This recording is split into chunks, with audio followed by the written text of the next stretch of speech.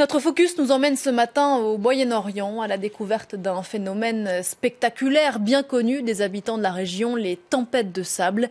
Elles sont de plus en plus importantes et fréquentes dans la région. Elles font tomber la nuit, en plein jour, elles clouent les avions au sol.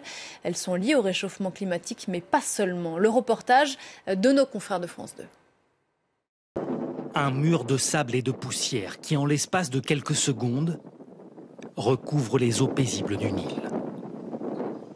La ville d'Assouan en Égypte disparaît sous un épais manteau de particules du désert.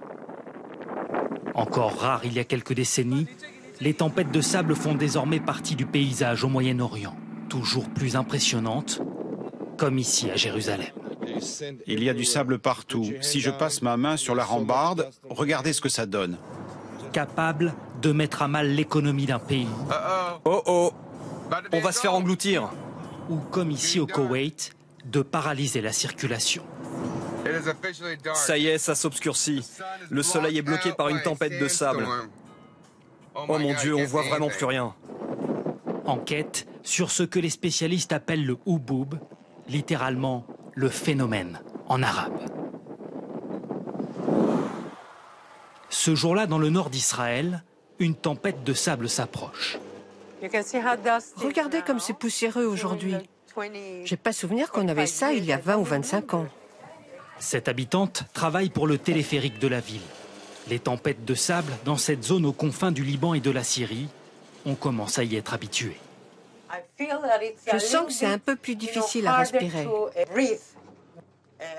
Aux infos, ils ont demandé aux femmes enceintes, aux personnes avec des problèmes respiratoires et aux personnes âgées de rester confinées chez elles autant que possible.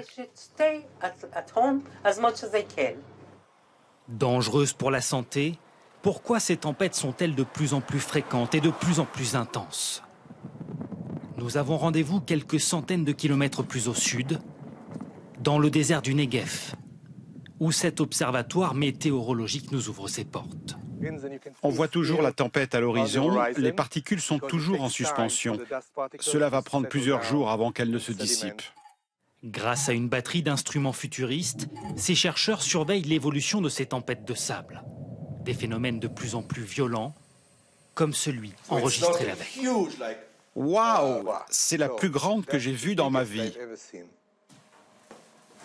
Une tempête géante qui s'explique d'abord, dit-il, par le réchauffement climatique rapide que connaît actuellement la région.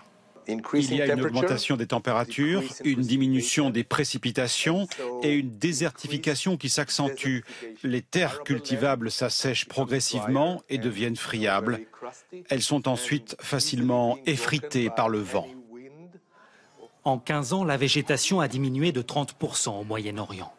Mais cela ne suffit pas à expliquer le phénomène observé en septembre 2015. La tempête du siècle, toute une région plongée dans le sable. 12 morts, des centaines de patients en détresse respiratoire. Et des avions, cloués au sol comme ici en Jordanie, submergés par une impressionnante vague de poussière. Cette tempête dévastatrice a dérouté les météorologues du monde entier. Comment expliquer la naissance d'un tel monstre observé ici depuis l'espace? Certains scientifiques ont fini par identifier un facteur aggravant, la guerre en Syrie.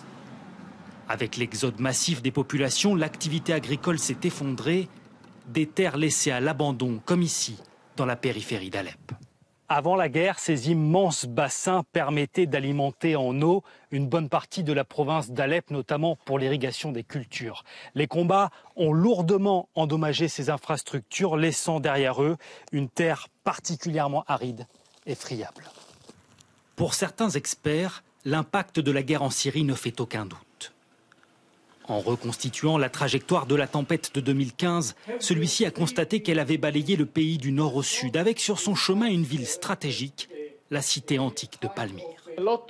Il y a eu là-bas beaucoup d'activités militaires dans les mois qui ont précédé la tempête. Les véhicules, les chars ont détruit la croûte terrestre en une poussière qui s'est ensuite soulevée au passage de la tempête. La guerre a accentué un phénomène né du réchauffement climatique. Et les spécialistes ne sont pas optimistes. Selon l'ONU, certains pays comme l'Irak pourraient d'ici 10 ans connaître 300 jours de tempêtes de sable par an, rendant la région par endroits difficilement vivable.